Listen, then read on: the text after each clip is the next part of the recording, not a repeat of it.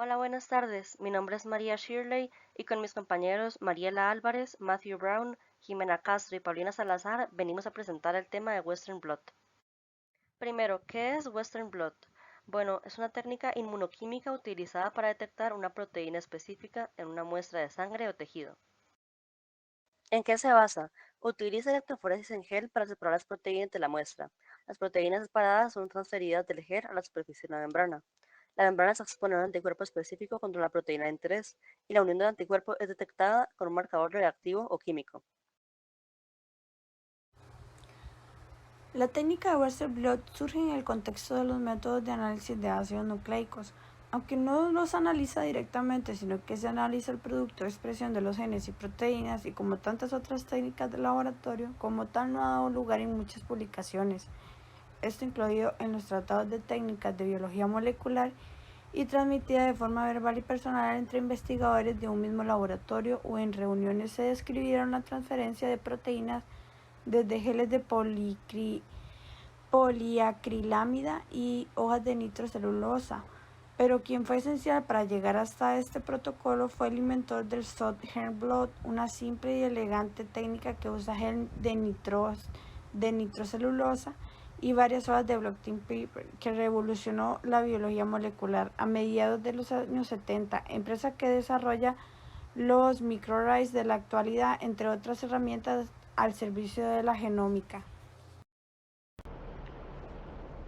¿Cuándo hacer un Western blot? Cuando se cuenta con un reducido número de muestras, cuando se quiere determinar el peso molecular de la proteína, cuando se quieren observar cambios en el peso molecular debido a modificaciones posttraduccionales, se quiere estudiar la degradación de una proteína para determinar la calidad de una muestra.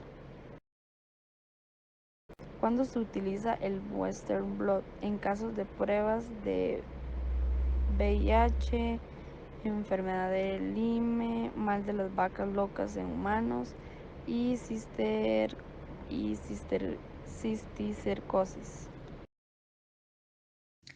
La prueba de Western blot ayuda a detectar enfermedades como el VIH, el virus de inmunodeficiencia adquirida, la enfermedad de Lyme, que es la enfermedad causada por la picadura de las garrapatas. Sus síntomas más frecuentes son sarpullido, dolor e inflamación de articulaciones, debilidad en las extremidades, fatiga, fiebre y dolor de cabeza. También está el mal de las vacas locas o la enfermedad conocida como Creutzfeldt-Jakob, que es un trastorno cerebral causado por el consumo de carne de animal enfermo.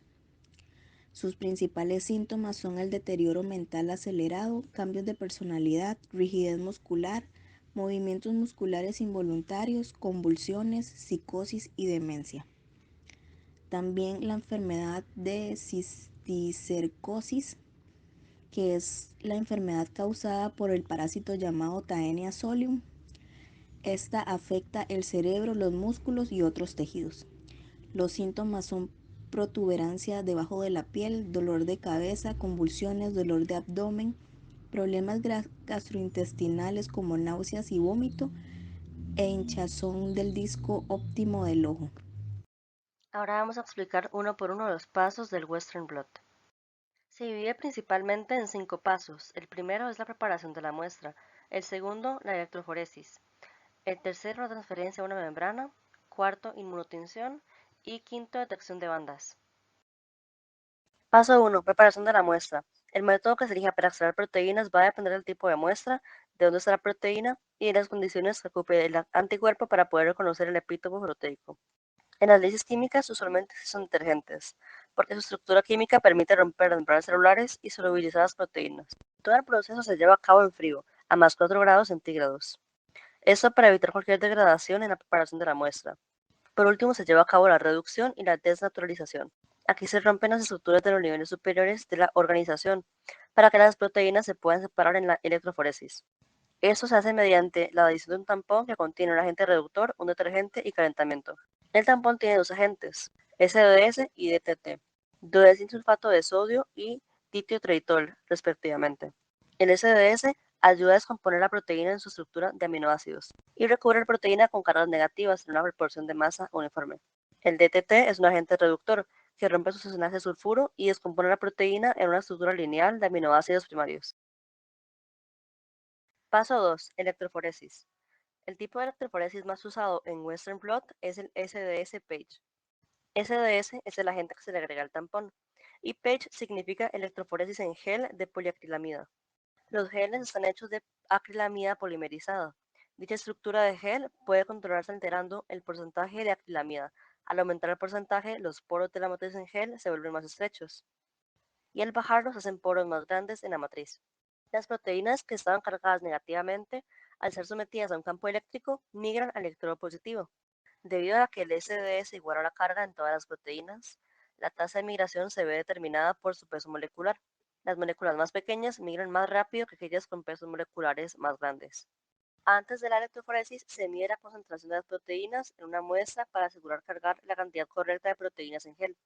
Algunos métodos para medirlos son los métodos Lowry y Bradford, que son ensayos colorimétricos basados en las reacciones que se producen entre las proteínas de la muestra y reactivos de detección. Las muestras se cargan en los pocillos de gel con una pipeta. Normalmente se cargan de 20 a 40 microgramos de proteína total. Después de esto, el gel es sometido a un campo eléctrico generado por una fuente de alimentación o fuente de poder. El tampón utilizado durante la electroforesis contiene tris, que mantiene el pH, glicina, que es un conductor de electricidad, y SDS, que mantiene las proteínas cargadas negativamente. El progreso en gel se monitoriza observando el frente coloreado por el colorante presente en el tampón de carga, y la posición de los marcadores de tamaño siempre son estos que estén teñidos. Parte 3. Transferencia a una membrana. Se hace la transferencia de proteínas a una membrana ya que los geles son un sustrato pobre para la inmunodetección. Además son frágiles y pueden romperse. Por ello se pasa la proteína a una membrana más duradera para la posterior inmunotinción. La membrana es un soporte sólido que une e inmoviliza las proteínas, permitiendo así la detección de un anticuerpo.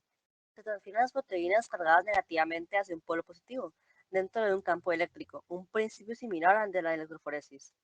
El gel se coloca adyacente a una membrana porosa, y ese sándwich de membrana y gel se agrega a un casete de transferencia, con la membrana más cercana al polo positivo.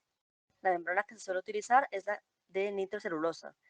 También es importante tener cuidado de evitar las burbujas de aire entre el gel y la membrana, ya que el aire es un aislante y no conduce una corriente, por lo cual las proteínas no se transferirían a través de la burbuja. Cuarto paso, inmunotinción. Se usan anticuerpos específicos para que solo se visualice la proteína objetivo. El primer paso es bloquear el espacio vacío en la membrana con una proteína neutral. Eso es importante porque la membrana es una superficie adherente para todas las proteínas, por lo que un anticuerpo libre podría unirse no específicamente a la membrana expuesta. Para eso se incuba con una solución diseñada para reducir los lugares de unión no específicos del anticuerpo. Usualmente son soluciones a base de proteínas, como la leche descremada o la albúmina de suero bovino, o BSA. Las proteínas de la leche o el BSA se unen a la membrana para cubrir los espacios libres, para que el anticuerpo no se adhiera a esas áreas más adelante. La membrana debe colocarse en un agitador durante una hora o durante la noche a 4 grados Celsius. Luego de esto, la membrana se incuba con el anticuerpo primario por una hora a temperatura ambiente. También puede ser una incubación a 4 grados durante toda la noche. En el proceso de incubación, la membrana debe someterse a agitación suave y sumergida en la disolución, para garantizar la adecuada distribución del anticuerpo. Una vez que el anticuerpo se ha unido, la membrana debe lavarse para eliminar cualquier anticuerpo residual, entre 3 a 5 lavados con TBST por 10 minutos cada uno. Después de retirar el anticuerpo primario, la membrana se va a tratar con el anticuerpo secundario, que se conjuga con una molécula que se puede visualizar fácilmente durante aproximadamente una hora a temperatura ambiente. El anticuerpo secundario será específico para el anticuerpo primario, por lo que se une solo a este y por lo tanto se detecta la proteína de interés. Nuevamente se debe lavar la membrana a fondo para eliminar el anticuerpo secundario residual, 3 a 5 veces con TBST durante 10 minutos. Una vez que se lava la membrana, está lista para detectar la proteína a través de la molécula conjugada con el anticuerpo secundario. Quinto paso, detección de las bandas.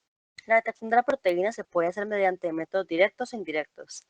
Los métodos directos usan un anticuerpo primario, conjugado con un marcaje detectable, como enzima, biotina o molécula fluorescente. Los métodos indirectos usan dos anticuerpos, uno primario y uno secundario, contra la especie y el primer anticuerpo. En la detección indirecta de anticuerpo secundario es el que lleva el marcaje detectable y está conjugado. Esa última es la forma más utilizada, debido a la amplificación de señal que produce. Hay tres tipos de detección que se usan comúnmente en el Western blot: quimiluminiscencia, fluorescencia y colorimetría. Acá podemos ver una imagen resumida de cómo se hace el Western blot. Por acá tenemos todas las referencias bibliográficas utilizadas. Y eso sería todo por nuestra parte. Muchísimas gracias.